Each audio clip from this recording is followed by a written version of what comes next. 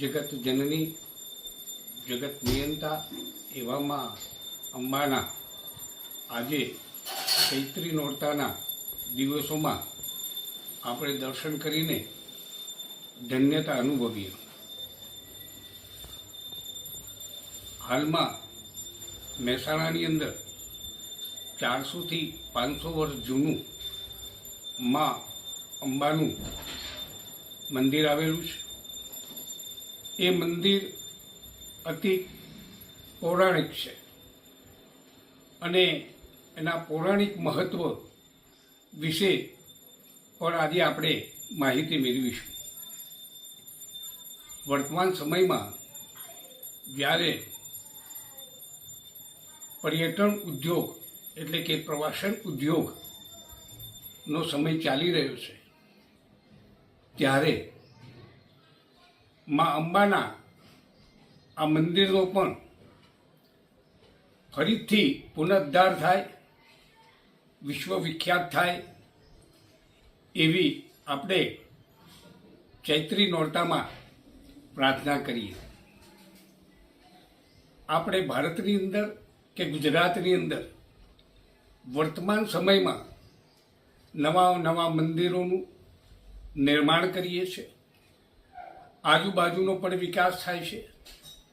ત્યારે એવા સંજોગોમાં મહેસાણાના અતિ પુરાણા એવા મા અંબાના મંદિરનો વિકાસ થાય એવું આપણે ઈચ્છીએ છીએ અને એના કારણે ત્યાંના આજુબાજુમાં પણ પ્રવાસન ઉદ્યોગના કારણે રોજગારીમાં પણ વધારો થશે અને સાથે સાથે લોકોને એનો લાભ પણ મળશે. તો આવો મિત્રો, આપણે આજે મહેસાણાના અતિ પુરાણા એવા મા અંબાના મંદિરના દર્શન કરીએ.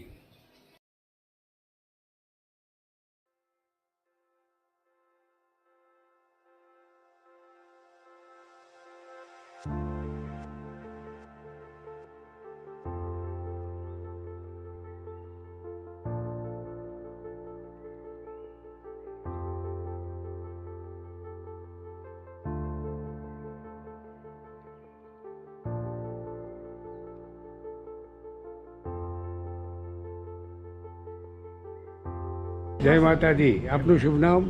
ગિરીશભાઈ ગિરીશભાઈ કે પટેલ. પટેલ, આપ કેટલા વર્ષથી પધારો છો? જન્મ અહીંયા જ છે. જન્મ અહીંયા માતાજી અમારું જૂનું છે. હરાઈ માતાનું મારું જૂનું 14 જે ગરબા નીકળે કાળી 14 એ અમારા ગામના ગરથાલના ગરબા એ.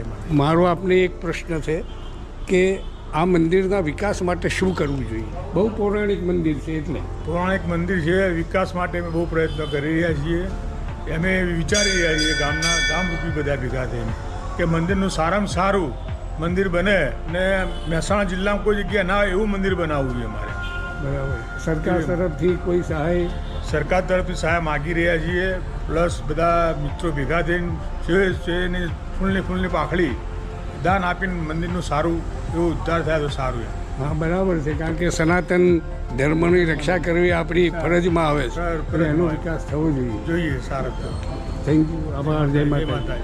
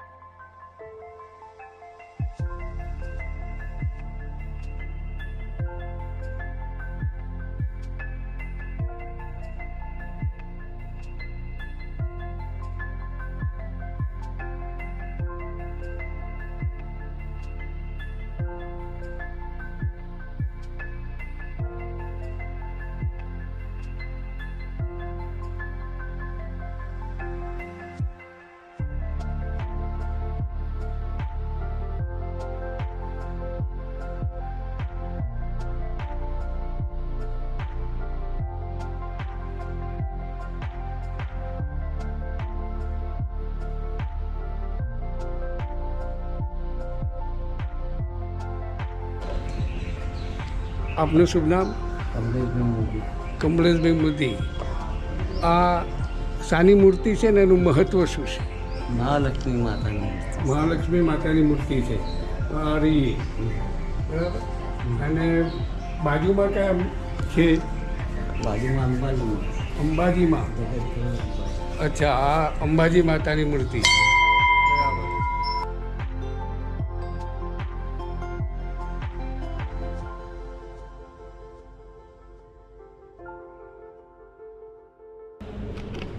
હા. જન્માષ્ટમીના દાડા રણછોડરાયનો ઉત્સવ ઉજવવામાં આવે છે. તો રાતે 12 વાગે એમને જ્યારે જન્મ થાય ને એનો પ્રોગ્રામ બધો અહીંયા અમારા આ જે મંડળના માણસો રહ્યા ને એ બધું કરી રહ્યા છે. અચ્છા, મંડળના માણસો થ્રુ ચાલે છે. ઉત્સવ કેવો ઉત્સવ તમે જુઓ તો અહીંયા જન્માષ્ટમીના દાડે વસ્તી આ હર્ષક હોય છે, મેળા જેવું હોય છે.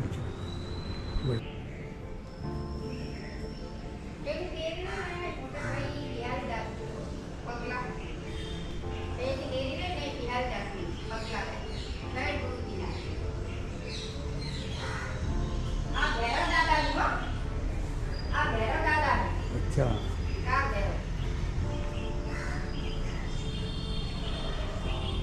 અહીં અંબાજી મંદિરની અંદર માતાજી સિવાય અન્ય દેવી દેવતાઓના પણ પ્રતિષ્ઠા કરવામાં આવી છે. જેમ કે આ આઈસી ખોડિયાર માતાજીનું મંદિર છે. સાથે સાથે અહીં આગળ વારાહી માતાજીની પણ સ્થાપના કરવામાં આવેલી છે. સાથે સાથે બહુચર માતાજી પણ છે, જે અહીં આગળ બિરાજમાન છે. અને સાથે સાથે અહીં આગળ આદ્યાશક્તિ મહાકાળીની પણ સ્થાપના કરવામાં આવેલી છે. એ સિવાય પંચમુખી હનુમાનજી મંદિરનું પણ એ મંદિર આવેલું છે, જેના લોકો દર્શન કરી અને લાભ મેળવે છે.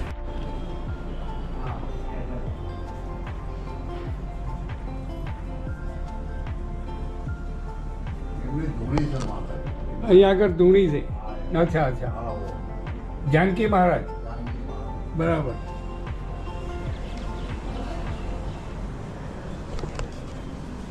આપનું શુભ નામ? અંકુરભાઈ પટેલ. અંકુરભાઈ પટેલ. અચ્છા, આ મંદિરે આપ નિયમિત આવો? લગભગ છેલ્લા 20 વર્ષથી. 20 વર્ષ. અમે તો શરૂઆતમાં જ્યારે વિદ્યાર્થી હતા ત્યારે માતાજીની ખૂબ સેવા પણ કરી છે. અને આ માતાજીનો પડછો એટલો બધો છે કે જેને જેને સેવા કરી છે એ બધા અત્યારે હાલ કોઈના કોઈ સારી જગ્યાએ નોકરી કરે છે, આર્થિક રીતે ખૂબ સુખી છે. અને આ માતાજીનો પડછો એટલો બધો છે ને કે અહીંયા જે માથું ટેકે, અહીંયા જે આવે નિયમિત અને માતાજીને અરજ કરે, એની અરજી કોઈ દિવસ ખાલી જતી નથી. ખૂબ માતાજીનો પ્રભાવ છે. એટલે અહીંયા આગળ બધા પોતાની મનોકામનાઓ અહીંયા આગળ પૂરી થાય છે માતાજીના દયાથી. માતાજીનો હાથ એટલો બધો છે. માં અંબા અહીંયા એવું કહીએ કે હાજરા હાજર છે. એટલો બધો જબરદસ્ત હાથ છે કે અમે તો એક ભક્ત તરીકે વર્ષોથી એવું અનુભવીએ છીએ કે જ્યારે પણ આ માતાની કોઈ સેવા કરે છે, એના મંદિરે કોઈ આવે છે, એનું કામ ક્યારેય નિષ્ફળ જતું નથી. ખૂબ સરસ. Okay, thank you. જય માતાજી. બાપુ, બોલો. આપનું નામ શું?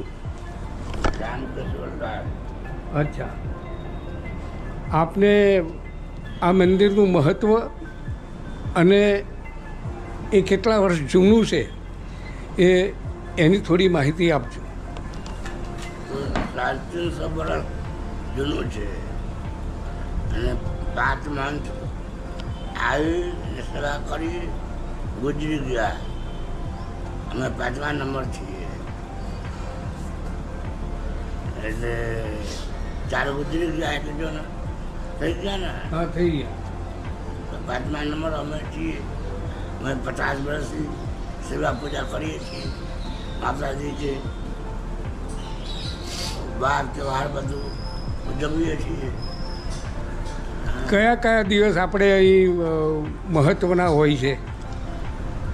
અહીંયા તો 8 દિવસ માતાજી का श्रृंगार अलग अलग बदलाए थे, अलग अलग रूप में. पूनम के दिवस अलग श्रृंगार हो और दिवस बाकी रविवार अंबाजी का स्वरूप में बाघ के अस्पादी के ऊपर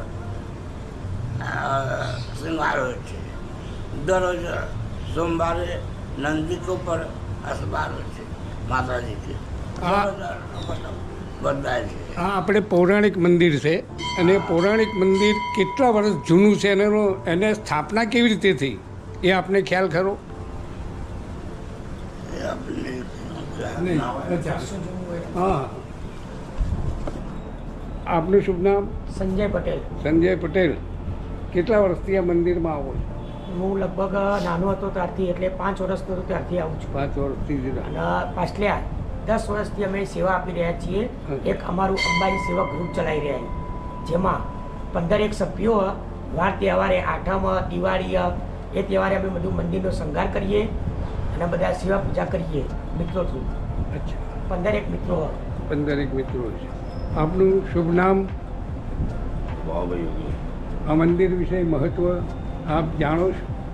આ તો બાપુ અને મંદિરને તો ખાસા વર્ષ થઈ ગયા. અચ્છા, કેટલા વર્ષ થયા છે? લગભગ 300-400 વર્ષ તો થઈ 300-400 વર્ષનો જૂનો ઇતિહાસ છે. બરાબર. આપનું શુભ નામ? રાણા ખેમચંદભાઈ એમ એમ. અચ્છા, અચ્છા. ઉત્સાહગઢેથી. આપને કેટલા વર્ષ થયા? મારે આ હું નાનો હતો અહીંયા, ત્યાંથી અહીંયા દર્શન તો કરવા આવતો હતો નાનામાં. પછી તે અત્યારે લગભગ 10-15 વર્ષ સુધી અહીંયા દર્શન કરું છું. અહીંયા આપણા માતાજીનો ઉત્સવ ઉજવવામાં આવે છે, જન્માષ્ટમી, પછી બેસતું વરસ, હાલ આ બધું ઉજવવામાં આવે છે. અને માતાજીના જન્મદિવસે ઉજવવામાં આવે છે. સંજયભાઈ, આ મંદિરના વિકાસ માટે શું કરવું જોઈએ અને સરકાર આને કોઈ સહાય કરે છે? સરકાર હાલ કોઈ સહાય કરતી નથી, પણ કહેવાનો મતલબ એવું થાય કે ટ્રસ્ટ તમે બનાવવામાં આવો તો ગવર્મેન્ટ તમને સહાય પૂરી પાડી શકે. એના માટે અમે આગળ કામ કરી રહ્યા છીએ મંદિર નવું બનાવવા માટે. ક્યાં આગળ બનાવવું?